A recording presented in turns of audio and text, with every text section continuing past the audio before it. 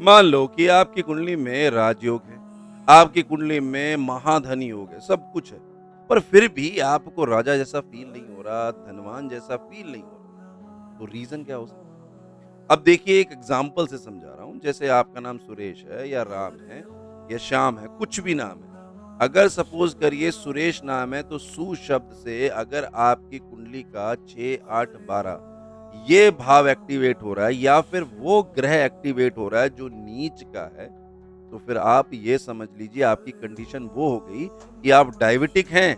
सुबह आपने गोली ली, आपने पूरे दिन मीठा नहीं खाया पर रात्रि में जाके आपने चीनी वाली चाय पी। यानी कि आपने पूरी मेहनत पे पानी फेर दिया। क्योंकि मैं आपको ये बता दूँ कि हमारे शास्त्रों में ये कहा जाता है कि नाम इज़ द फर्स्ट मंत्र। तभी पुराने ज़माने में नाम भगवान के होते थे। क्योंकि जब भी उस इंसान के नाम से उसको बुलाया जाता था मतलब जो भगवान का नाम होता था, तो उस भगवान की ताकत होती थी उसकी कुंडली के उस नेगेटिव दोष प्रभाव को कंट्रोल करने की। पर आजकल तो नाम ही ऐसे होते हैं कि जिनका कोई अर्थ नहीं होता और अर्थ ना होने का मतलब ये नहीं है कि उनका कोई संकेत किसी ग्रह से नहीं जुड़ेगा, वो जुड़ेगा क्योंकि जितने भी स्वर, व्यंजन हैं, उन सब का कनेक्शन हमारे ग्रहों से होता है। इसलिए अगर आपका नाम किसी भी गलत भाव को, राशि को, ग्रह को एक्टिवेट कर रहा है, तो फिर दुनिया में आप कितने भी उपाय, कितनी भी रेमेडीज़, कितनी भी पूजा-पाठ कर लो,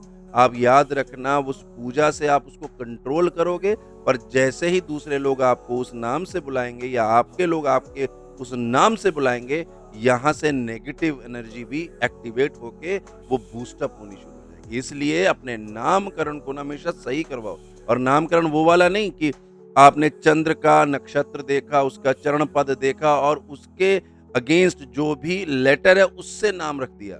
ऐसा कतई नहीं होता। ये सिर्फ़ 1% गेम है।